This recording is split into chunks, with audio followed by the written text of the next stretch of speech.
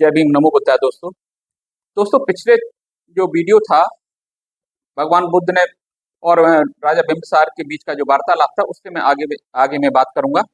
और यह भी बाबा साहब भीमराव अम्बेडकर की पुस्तक बुद्ध एंड धम्मा से ही लिया गया है। और वो उस समय जो स्थापित सन्यासी थे, ऋषि थे, वो बहुत कठिन तपस्याओं पे अपना विश्वास करते थे। और उसी को सोच करके भगवान गौतम बुद्ध ने भी वही प्रयास किए, लेकिन अंत में उनको असफलता मिली। तो क्या कहते हैं doctor B R Ambedkar Tathagat के बारे में, वो आप इस वीडियो में जानेंगे। तो बने रहिए इस वीडियो के साथ अंत तक, जिससे भगवान गौतम बुद्ध के जीवन के जो कठिन से कठिनतम जो क्षण थे, उनके बारे में आप साक्षी बन सकें, उनके बारे में आप जान सकें।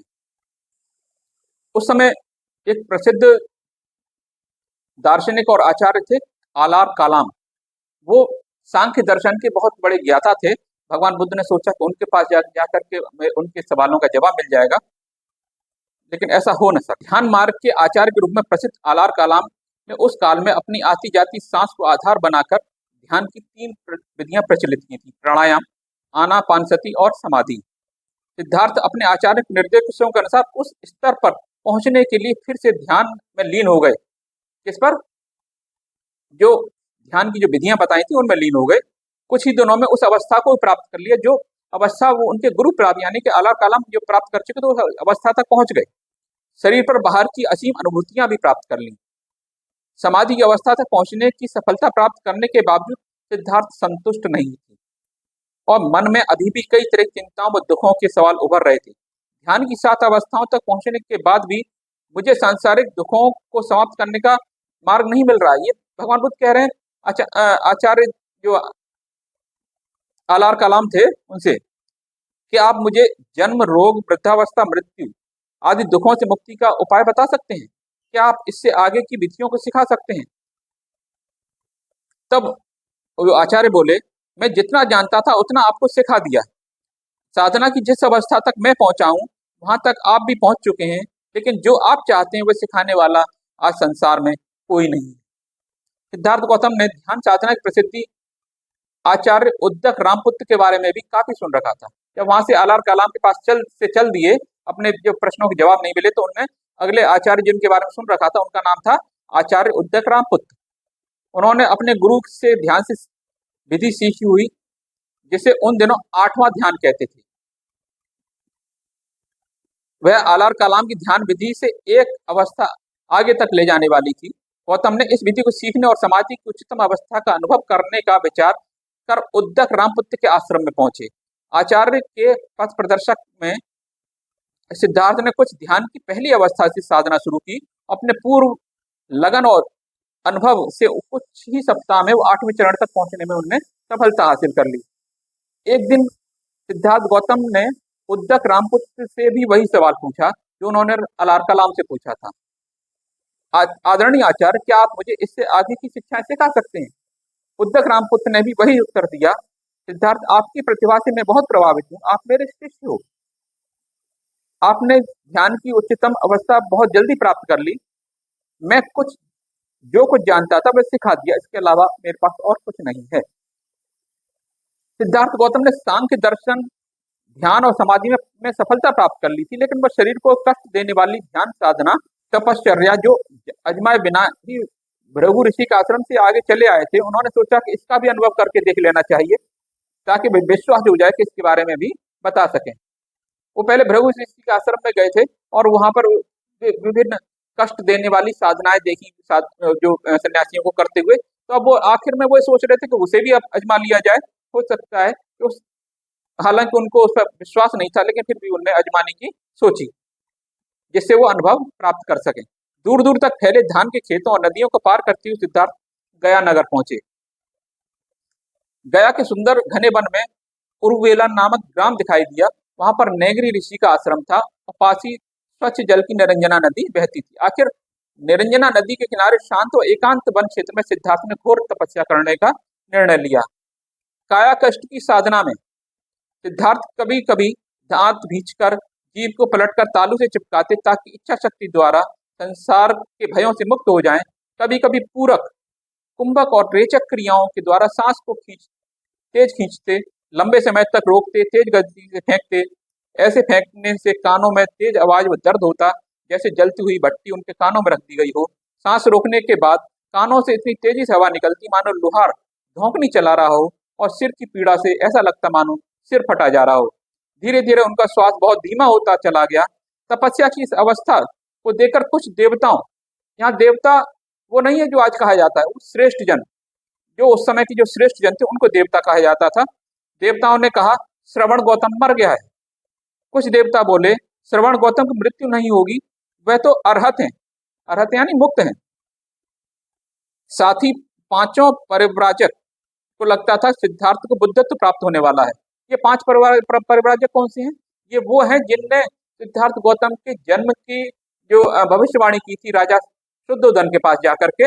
उनमें से कुछ मर गए थे, कुछ और एक बचे थे, और उनके जो साथी थे वो इस तरह से वो पांच परिव्राजक थे जो पहले से सत्य की खोज में लगे हुए थे। वो भी उनके साथ जो गया के पास में आकर के वहां पे तपस्या कर रहे थे।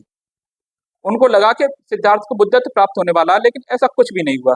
न बुद्धत्व प्राप्त हुआ और न मृत्यु हुई। इस प्रकार सिद्धार्थ की तपस्या और अधिक कठोर होती चली गई। पड़ोस के गांव से भिक्षाटन कर वो दिन भर में केवल एक बार भोजन करते, फिर दिन में पहले वो दिन में 2 बार भोजन करते, फिर वह एक बार, फिर 3 दिन में एक बार करने लगे। बाद में उन्होंने भिक्षा लेना ही बंद कर दिया और जंगल के कंदमूल, फलों, पत्तियों पर जीवन निर्वाह करने लगे। कई बार वह पेड़ की छाल, चट्टानों पर चिपकी हुई काई, भूसा खाकर रात दिन गुजारते थे। कभी कभी गोबर खाकर या सिर्फ मिट्टी या राख चाटकर आहार ग्रहण करने के नाम पर शरीर को कष्ट देते थे। सिद्धार्थ अधिकतर वृक्षों की छालों, पत्ते या मरे हुए पशुओं की छाल शरीर पर लपेटे रहते थे। कभी सन या सन की रस्सी से बने कचरे के ढेर पर पड़े चीथड़ों से शरीर को ढकते। कभी वह पशुओं के गिरे हुए बालों व उल्लुओं के गिरे हुए पंखों से कभी अपने लिए वस्त्र बना लेते थे, कभी नग्न भी ही रहते थे, तो कभी शमशान से मुर्दों के कफन ही पहन लेते थे। वह अपने सिर और दाढ़ी के बाल स्वयं नोच कर उखाड़ते थे। वह हमेशा पालती मारकर ही तपस्या करते और फिर बिना खड़े हुए आगे सरकते थे। सिद्धार्थ की तपस्या दिनों दिन अधिक कष्टदायी होती गई। दरअसल हठयोग की शरीर को कष्ट देने वाली इन क्रियाओं के द्वारा वह अपने साहस, आत्मानुशासन और नियंत्रण को मजबूत बनाना चाहते थे। उनका शरीर असहनीय पीड़ाओं को भी सहन करने में सक्षम हो गया था, लेकिन उनके मन को अब शांति और संतुष्टि अब भी प्राप्त नहीं हुई थी। ऐसी तपश्चर्या जारी थी। सिद्धार्थ कभी कांटों की शैया पर सोते, तो कभी पानी में ही सो जाते, और दिन में जलती हुई तेज धूप में रहते, और रात की ऐसी कोठरी में जहां हवा का भी प्रवेश नहीं होता था, उनका जी घुटने लगता था। कड़ाके की सर्द रातों में खुले में मुर्दों की हड्डियों का सिरहाना बनाकर वह कई दिन तक सोते रहते। उनकी दाढ़ी जटाएं बढ़ गईं। सिद्धार्थ उन दिनों नहाते भी नहीं थे। शरीर पर मैल की पपड़ी जम जाती थी जो अपने आप ही गिरती रहती थी। शरीर को तकलीफ देने वाली इस तपस्या इस हद तक पहुंच गई थी। सिद्धार्थ एक दिन में एक ही फली, फिर एक ही चावल या तिल का दाना खाकर रहने लगे। बाद में तो वह भी बिल्कुल बंद कर दिया। उससे उनका शरीर सूखकर कांटा हो गया, पसलियां निकल आईं, कूल्हा ऊंट के पैर के समान हो गया। यदि वह पेड़ की खाल को पकड़ते तो पीठ की हड्डी पकड़ में आ जाती थी। पीठ की उभरी हुई हड्डियां पर हाथ फेरते तो पेट की खाल पकड़ में आ जाती थी। यदि गौतम मलमूत्र करने को 2 कदम चलते तो वहीं बेहोश होकर गिर जाते थे। सिद्धार्थ की ऐसी दशा हो गई थी कि जब वह सिर पर हाथ फेरते तो काफी बाल उखड़ कर गिर जाते। उनका शरीर काफी कमजोर हो गया, हड्डियां निकल आईं, त्वचा मुरझा गई, आंखें धस कर अंदर सी चली गईं। उनका शरीर में जगह जगह दर्द होने लगा। भूख की पीड़ा भी उन्हें सताने लगी। दुर्बलता के कारण 2 कदम भी नहीं चल पाते थे। पिछले 6 वर्ष की तपस्या और शरीर को कष्ट देने वाली क्रियाओं के अभ्यास के बाद भी सिद्धार्थ को यही लगा कि अभी उन्हें कुछ भी प्राप्त नहीं हुआ है। उन्होंने विचार किया कि ऐसी तपस्या से सत्य ज्ञान, बोधि प्राप्त करना और संसार की समस्याओं का समाधान पाना तो दूर, इस पर तपस्या से उनका शरीर लगभग मरणावस्था में पहुंच गया। यह न नए प्रकाश की खोज का मार्ग है और न ही मोक्ष का मार्ग। न स्वयं पर विजय प्राप्त की जा सकती है, न बोधि प्राप्त की जा सकती है। जो लोग संसार के सुख भोगने और स्वर्ग पाने की लालसा में ऐसी कठिन तपस्या करते हैं, उन्हें दुख के सिवाय कुछ भी नहीं मिलता। सिद्धार्थ के मन में फिर विचार पौधा, क्या मेरे साथ भी ऐसा ही कुछ तो नहीं हुआ है?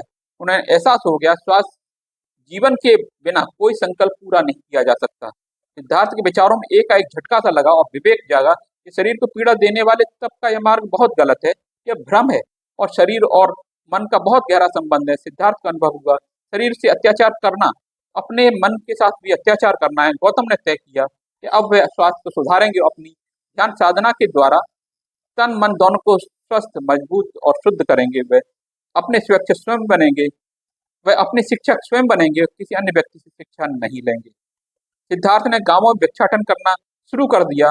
यह देख पांचों परिव्राजक जो जो उनके साथ थे उनको बुरा लगा। उन्होंने कहा, सिद्धार्थ ने नियमों को तोड़ा तोड़ा है, दूध चावल खाते हैं, लालची हैं और तप के मार्ग से भ्रष्ट हो गए हैं। अब वो विश्वास के योग्य नहीं रहे। वे सिद्धार्थ को छोड़कर 18 योजन दूर सारनाथ वाराणसी को चले गए। तो दोस्तों, ये था उनकी कष्टदायक जो यात्रा थी 6 वर्ष की, जो 6 वर्ष तक उनने कठिन तपस्या की थी।